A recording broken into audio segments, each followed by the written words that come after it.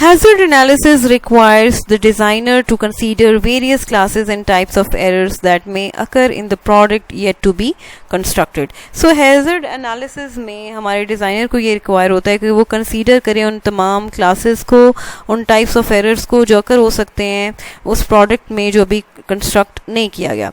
As each potential hazard is documented and examined, the hazard analysis document allows the designer to document the potential hazards and to then suggest design strategies to alleviate each. So basically her potential hazard को जो document किया जाता है और जिसको examine किया जाता है, सो इस हैज़र्ड एनालिसिस डॉक्यूमेंट हमें ये अलाउ करता है, हमारे डिज़ाइनर्स को ये अलाउ करता है कि वो डॉक्यूमेंट करें उन तमाम पोटेंशियल हैज़र्ड्स को, ठीक है, और सजेस्ट करें वो डिज़ाइन स्ट्रेटजीज़ जिनके थ्रू हम उन पोटेंशियल हैज़र्ड्स को रिड्यूस कर सकते हैं या हम उनको ओवरकम कर सकते हैं या हम उनसे बच सकते हैं.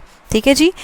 In subsequent stages of the product development life cycle, the hazard analysis will serve to record both the potential hazards and the risk mitigation strategies.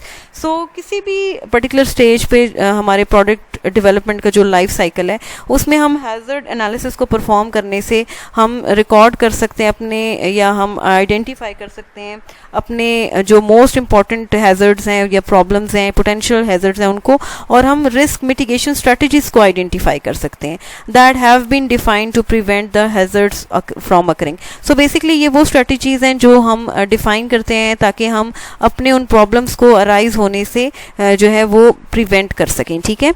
System validation will later refer to this document to confirm that all anticipated hazards have been completely addressed and resolved. So system validation में हम बाद में ये जो particular document है इसको refer करते हुए ये confirm करते हैं कि तमाम जो identified hazards थे उनको completely हमने address भी किया है और उनको resolve भी किया है, and validation testing will be emphasized in these areas to gain a further degree of assurance. और उसमें हम ये ensure करेंगे कि जो हमारी validation testing है उसके थ्रू हम अपने मज़ीद एश्योरेंस को, डिग्री ऑफ एश्योरेंस को बढ़ा सकते हैं bye focusing further on in these particular areas. Of course, hazard analysis need not apply solely to the medical systems. ठीक है जी. यहाँ पे ये चीज़ मेंशन करना ज़रूरी है कि हैज़र्ड एनालिसिस जो है ना वो सिर्फ और सिर्फ हमारे मेडिकल सिस्टम्स के लिए नहीं है, और even other systems such as transportation and industrial equipment in which human safety is at risk. ठीक है जी. सो बेसिकली जो हमारे दूसरे सिस्टम है जिसमें हमारी ह्यूमन सेफ्टी जो है वो ऑन रिस्क होती है, सिर्फ ऐसे सिस्टम्स के लिए नहीं है. You should do a hazard analysis that targets whatever you consider to be the greatest risk of failure in your system. So हम हैज़र्ड एनालिसिस को कंसीडर कर सकते हैं उन तमाम ग्रेटेस्ट रिस्क या फेलियर्स को आइडेंटिफाई करने के लिए जो हमारे सिस्टम में अराइज हो सकते हैं या आकर हो सकते हैं. For example, an online trading system might focus hazard analysis on ensuring that the bid quote delivered is accurate. So basically अगर हम बात करते हैं अपने ऑनलाइन ट्रेडिंग सिस्टम की तो उसमें जो हमारा हैज़र्ड एनालिसिस है उसमें हम फोकस कर सकते हैं कि हमने इंश्योर करना है जो हमारा बिड कोड है वो जो डिलीवर किया जाना चाहिए वो एक्यूरेटली डिलीवर किया जाना चाहिए, और validating the number of shares entered by the user, और इसमें हमें ये मस्ट वैलिडेट करना है कि जो नंबर ऑफ शेयर्स जो हमारे यूज़र ने एंटर किए हैं वो वैलिड होने चाहिए. A telecommunication company might focus on risk of catastrophic software failure of a switch. So basically इसी तरह से टेलीकम्युनिकेशन कंपनी जो है उसको फोकस करना चाहिए उन सॉफ्टवेयर फेलियर्स पे जो फेलियर ऑफ अ स्विच जो बेसिकली किसी भी पर्टिकुलर स्विच के फेलियर की वजह से हमें जो मेजर लॉसेस या प्रॉब्लम्स जो हैं वो फेस करने पड़ते हैं. सो बेसिकली इन शॉर्ट हम यहाँ पे ये कह सकते हैं कि जो हमारा हैज़र्ड एनालिसिस है वो लिमिटेड नहीं है हमारे मेडिकल सिस्टम से या हमारे जो ह्यूमन सेफ्टी सिस्टम्स हैं उनसे, बल्कि हम किसी भी तरह के सिस्टम को जिनमें ग्रेटर रिस्क से इन्वॉल्व हैं, ठीक है, उनमें हम ईजिली हम हैज़र्ड एनालिसिस को टारगेट कर सकते हैं. ठीक है. डिफरेंट तरह के सिस्टम्स में जो डिफरेंट तरह के हमारे इंपॉर्टेंट एलिमेंट्स हैं उनको कंसीडर करते हुए हम उनको एनालाइज कर सकते हैं.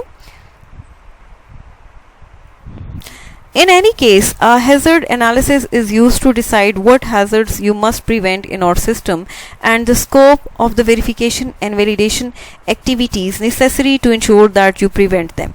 So basically hazard analysis में हम basically ये decide करते हैं कि वो कौन से ऐसे problems हैं, ये hazards हैं जिनसे हमने must जो है जिनको avoid करना है, prevent करना है, ठीक है, अपने system में, और हमने define करना है scope of verification and validation activities का जो हमें must required है in order to prevent these hazards.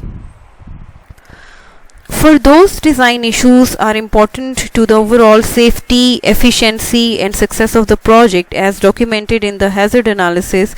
So वो तमाम डिज़ाइन इश्यूज़ जो इम्पॉर्टेंट है हमारे सॉफ्टवेयर के ओवरऑल सेफ्टी से रिलेटेड, एफिशिएंसी से रिलेटेड, सक्सेस से रिलेटेड, उन तमाम को डॉक्यूमेंट किया जाता है और उनके लिए हैज़र्ड एनालिसिस किया जाता है. You should provide a full set of verification and validation activities. So हमें ये ज़रूरी है कि हम एक फुल जो डिफाइंड सेट ऑफ एक्टिविटीज़ हैं for verification and validation activities उनको प्रोवाइड करें.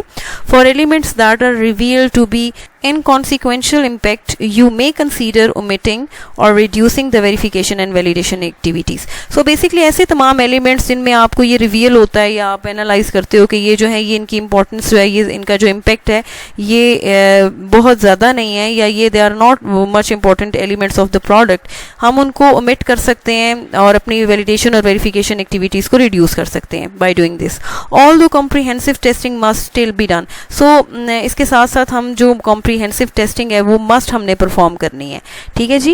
तो बेसिकली हमने हैज़र्ड एनालिसिस को यूज़ करते हुए डिसाइड करना है कि वो कौन से ऐसे प्रॉब्लम्स हैं जो हमने मस्ट प्रिवेंट करने हैं अपने उस पर्टिकुलर सिस्टम में जिसको हम डेवलप करने जा रहे हैं, और उसके लिए हमने स्कोप डिफाइन करना है वेरिफिकेशन एंड वैलिडेशन एक्टिविटीज़ का जो नेसेसरी है in order to perform to prevent those errors. इसी तरह से हमारे जो डिज़ाइन इश्यूज़ हैं जो इंपॉर्टेंट है हमारे ओवरऑल प्रोजेक्ट की सेफ्टी से, एफिशिएंसी से और सक्सेस से, उनको हमने डॉक्यूमेंट करना है, उनके लिए हैज़र्ड एनालिसिस करना है और उनके लिए full set of verification and validation activities हम प्रोवाइड करेंगे.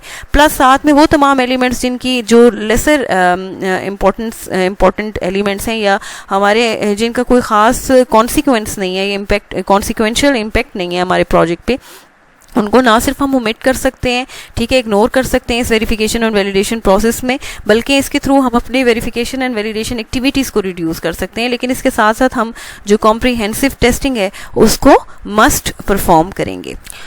So next we have hazard analysis as return on investment, कि हम किस तरह से हैज़र्ड एनालिसिस को रिटर्न ऑन इन्वेस्टमेंट एनालिसिस के तौर पे यूज़ कर सकते हैं. Another way for looking at a hazard analysis and a risk assessment is to interpret them as a standard cost benefit analysis. एक जो दूसरा तरीका हम अपने हैज़र्ड एनालिसिस और रिस्क असेसमेंट के इंटरप्रिटेशन के लिए यूज़ करते हैं वो हमारा स्टैंडर्ड कॉस्ट और बेनिफिट एनालिसिस है. Use the hazard analysis results as input to a standard return on investment analysis. So जो भी हमें हैज़र्ड एनालिसिस के रिजल्ट्स मिलेंगे उनको एज एन इनपुट हम यूज़ कर सकते हैं for standard return on investment analysis के लिए, कि बेसिकली जिन पर्टिकुलर एलिमेंट्स के ऊपर हम इन्वेस्ट करें क्या फ्यूचर में भी वो हमें रिटर्न देंगे या नहीं देंगे. सो ये वो तमाम हैज़र्ड्स जिनको हम कंसीडर करेंगे उनको हम एज एन इनपुट कंसीडर कर सकते हैं for this return on investment analysis process. Thus you would develop estimates on the costs in terms of time, resources and total dollars for verification and validation activities on a particular element or segment of the project. So basically हमें यहाँ पे estimates को develop करना है cost की शक्ल में, ताकि जो बेस कर रही है हमारे time पे, resources पे और जो total dollars हमने spend करने हैं उन तमाम verification and validation activities को perform करने में उस खास particular element के लिए या segment के लिए जो project में require है. These costs could then be input to the standard ROI economic models to get an idea of the staged cost. So basically ये जो cost है इसको हम as an input use कर सकते हैं. So हमारे जो standard return on investment economic models हैं उनके लिए ये आइडिया गेट करने के लिए हमारी जो स्टेज कॉस्ट होगी वो क्या होगी. Then estimates could be made as to the potential impact of a negative consequence as previously identified in the hazard analysis should a non-verification and validation element go wrong. After comparing the two analyses, you could then make an informed judgment as to whether the validation and verification activities should be performed and to what depth. So basically ये जो particular return on investment analysis है, इसकी basis पे जो भी particular estimates हमने लगाने हैं उसकी बेसिस पे हम ये एनालाइज कर सकते हैं कि क्या हमें जो पर्टिकुलर वेरिफिकेशन और वैलिडेशन एक्टिविटीज़ जो हमने परफॉर्म करनी है उनमें से कौन सी ऐसी एक्टिविटीज़ हैं जिनके ऊपर हमें इन्वेस्ट करना चाहिए, और हम अगर इन्वेस्टमेंट कर रहे हैं तो जो वेरिफिकेशन और वैलिडेशन इंस्पेक्शंस हैं, जो प्रोसेसेस हैं वैल्यूएशन के, उनको हमने किस लेवल ऑफ डेप्थ तक हमने परफॉर्म करना है या नहीं करना। So this was all about our week number 15 lectures. Inshallah we will see you in the next lecture. Till then, Allah Hafiz.